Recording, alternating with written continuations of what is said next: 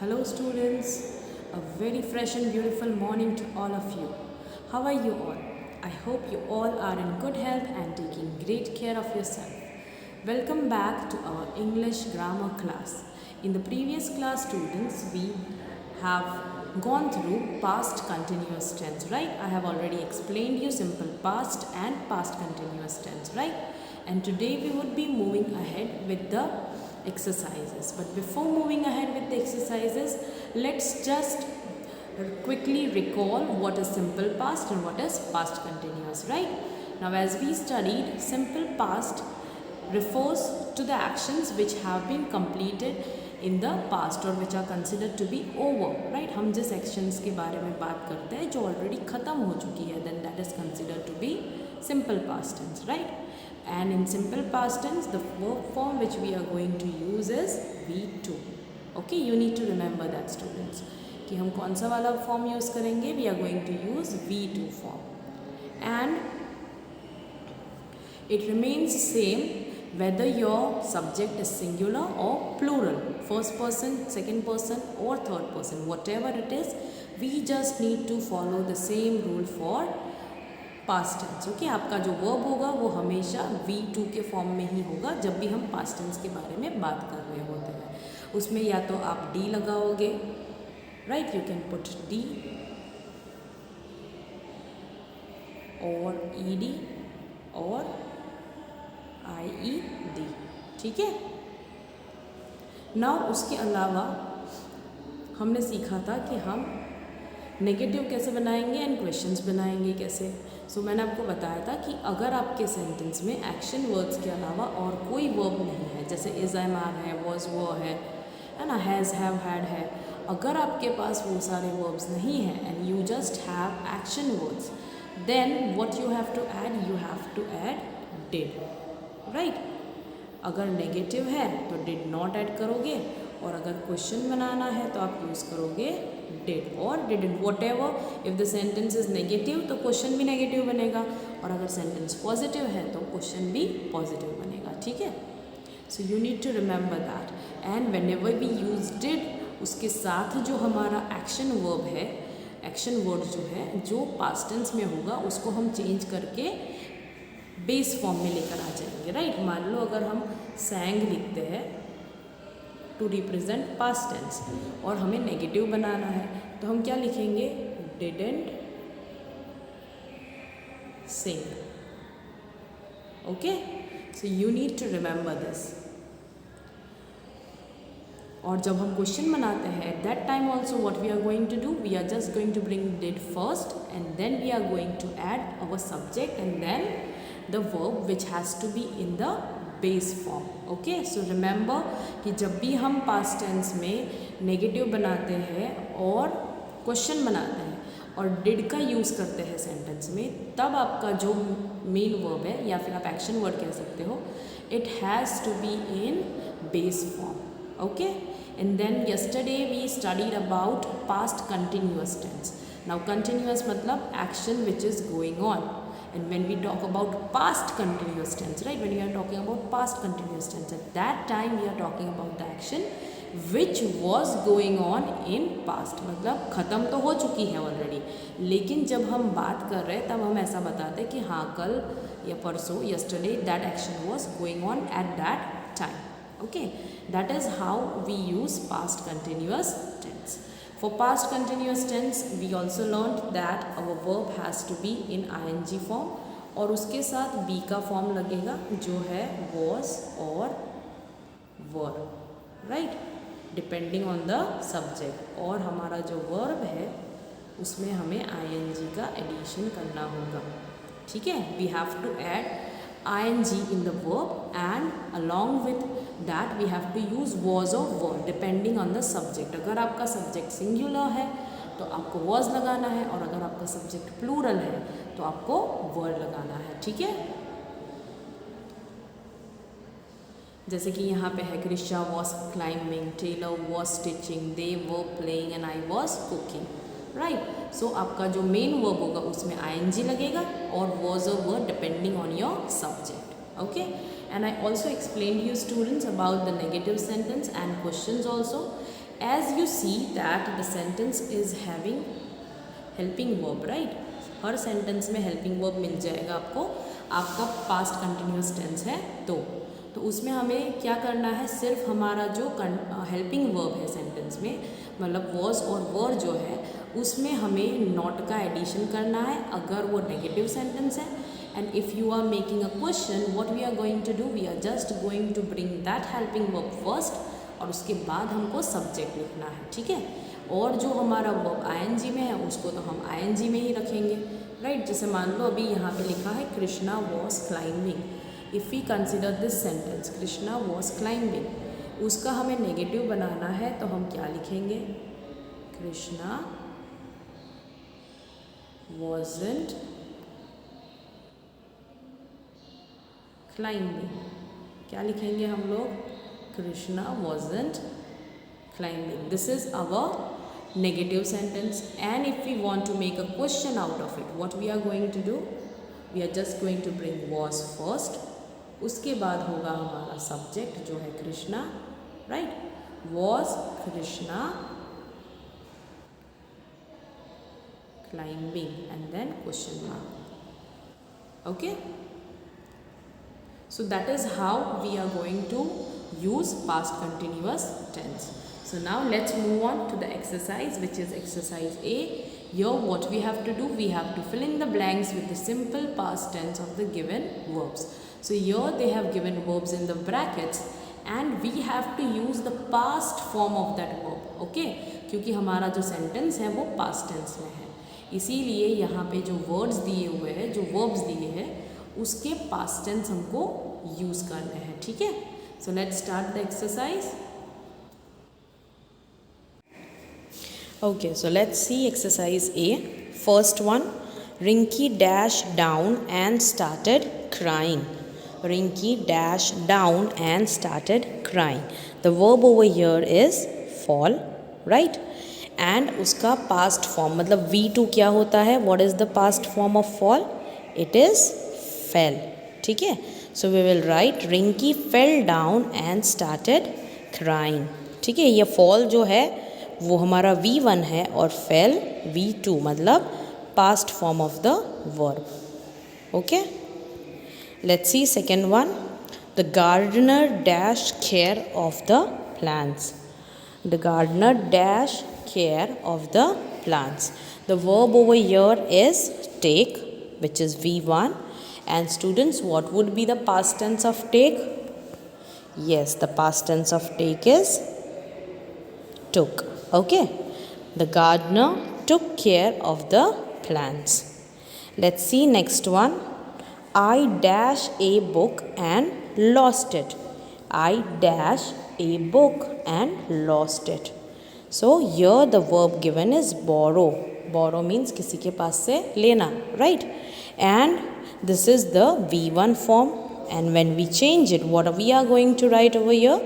We are going to write borrowed, right? That is the past tense of borrow. I borrowed a book and lost it. Let's see fourth one. We dash after a long time. We dash after a long time. Here the verb given is meet, right? And if we change it, what are we going to use over here? Yes, this is V1 and what would be the V2? Yes, it would be met. Okay, we met after a long time. Let's see next one. The thief dashed into the house at night. The thief dashed into the house at night. The word over here is break. And what would be the past tense of break, students? Yes, it is broke. The thief broke into the house at night. What does it mean, students? Sentence का मतलब क्या होता है? That means the thief entered the house after breaking the locks. That means he came inside without the permission at night. Okay, let's see next one. Maya dash a new dress for the party. Maya dash a new dress for the party. And the verb we are going to use is want. So want का past tense क्या होगा? Wanted, right? That means Maya wanted a new dress for the party. That means she wanted to buy a new one for the party. Let's see 7th one. Shobha dash first in her class. Shobha dash first in her class. Come. Come is the present tense और उसका past tense होगा came. Shobha came first in her class. That means Shobha scored first rank in the class. Okay, you can say that. Let's see 8th one. The traveler dash under the tree to rest. The traveler dash under the tree to rest. And the verb given over here is sit. So, what would be the past tense of sit? Yes, it would be sat. The traveler sat under the tree to rest. Okay, students? So, I hope that you have written the answers as I advised you yesterday. Right? आपको मैं PDF भेजूँगी exercises की, लेकिन आपको मेरे साथ exercise करनी है जब हम वीडियो में एक्सरसाइजेस करते हैं, ठीक है? At that time you also have to do it in your textbook. Okay, now let's see second one.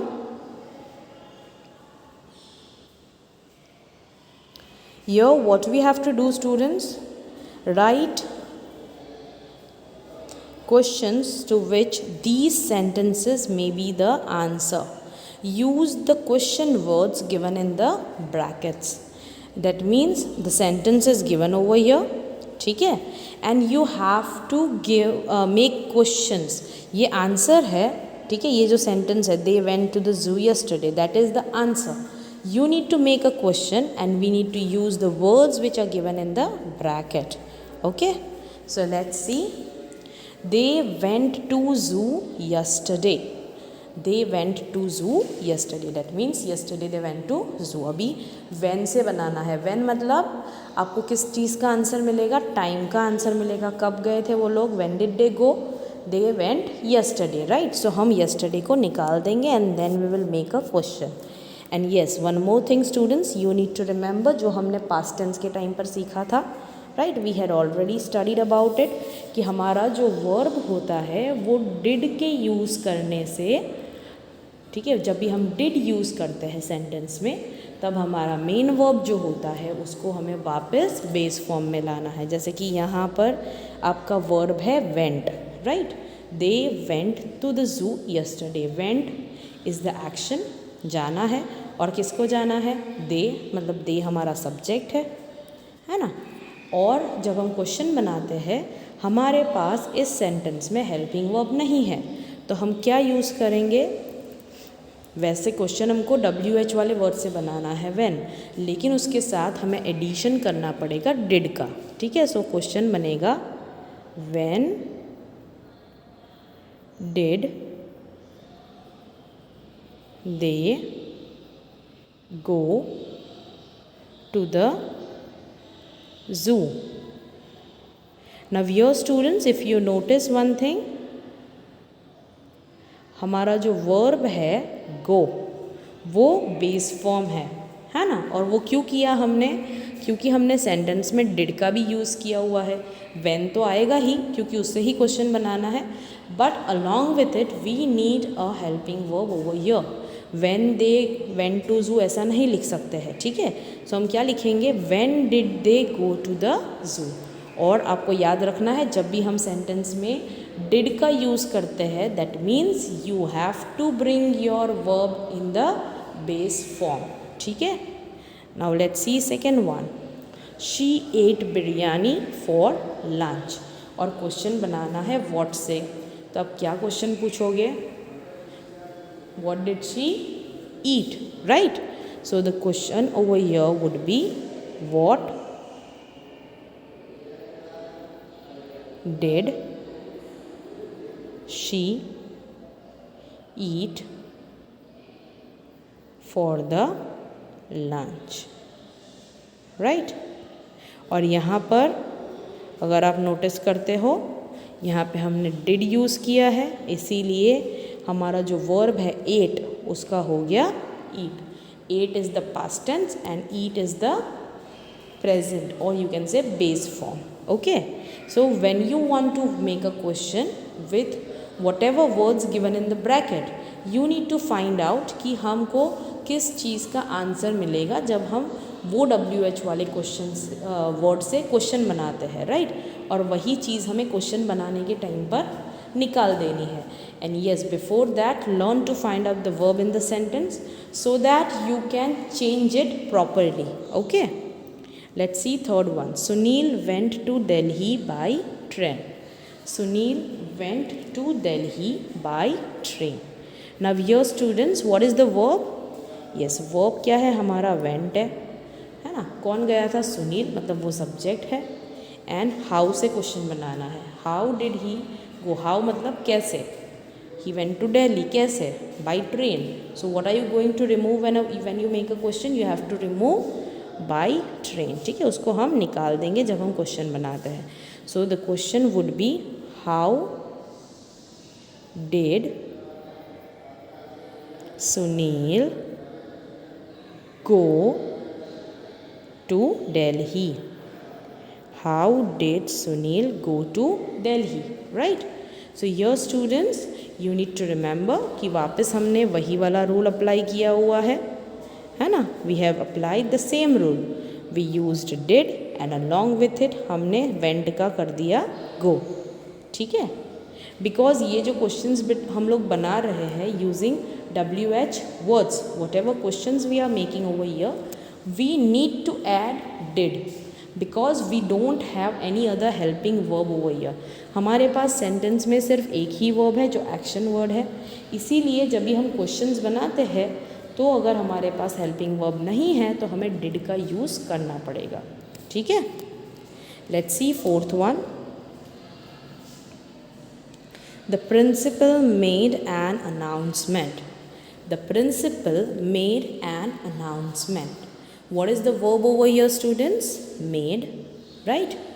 And action कौन कर रहा है? Who is doing that action? Who made the announcement? Principal. और हमें question भी who से बनाना है। So what are we going to remove over here? Here we are going to remove principal. Right तो ही हमारा क्वेश्चन बनेगा। सो हम क्वेश्चन क्या बनाएंगे? Who made an announcement.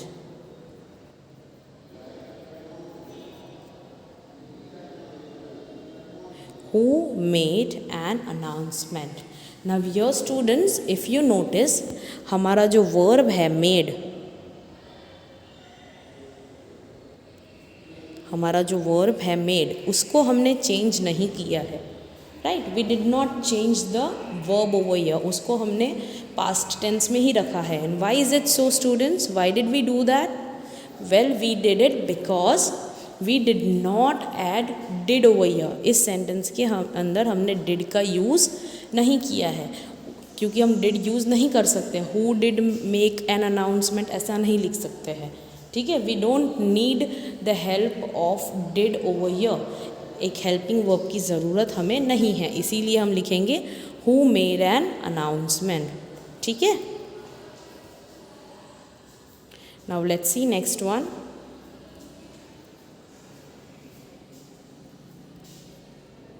Okay, let's C fifth one. Anushka did not go for the film because she was sick. Anushka did not go for the film because she was sick. What do you think students? यहाँ पर हमारा verb कौन सा है? हमारा verb है go, right?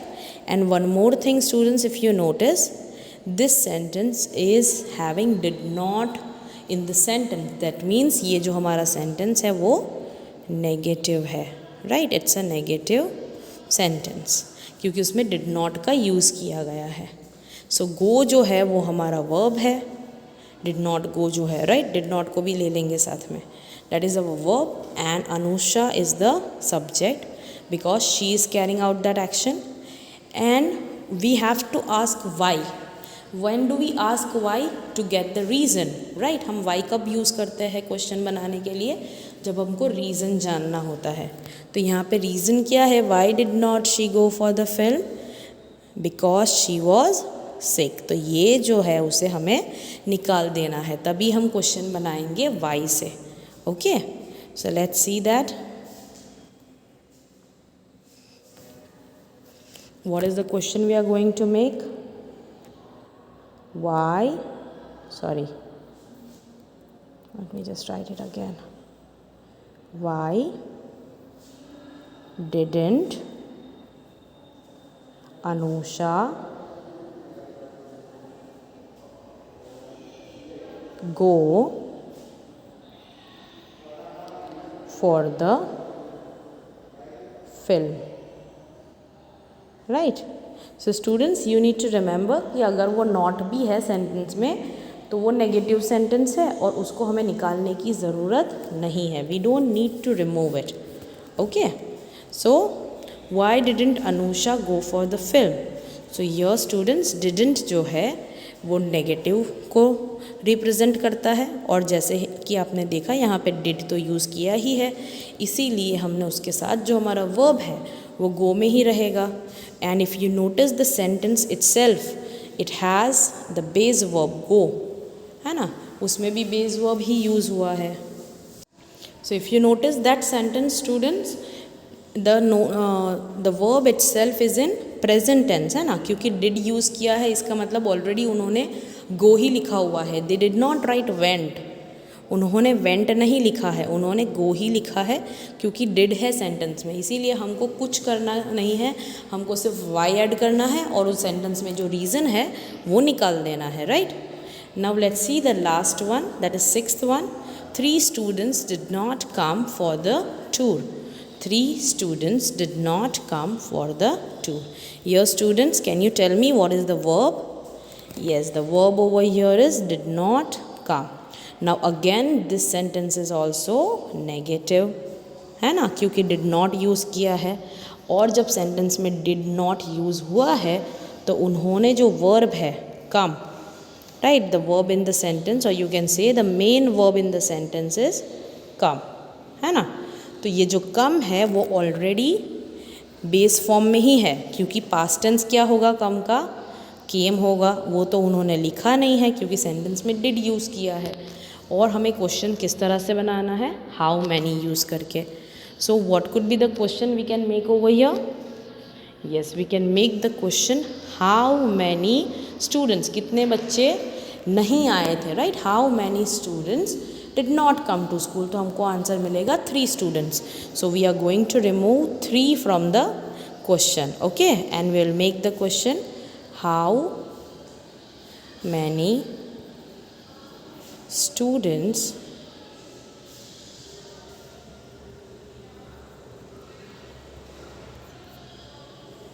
didn't come for the tour? Okay, let me just write it again students।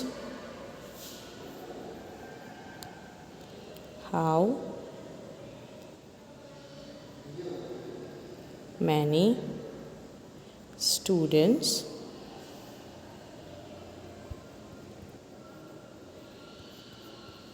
didn't come for the tour? Okay, how many students didn't come for tour? Here already we have didn't and come, so we don't need to change anything over here.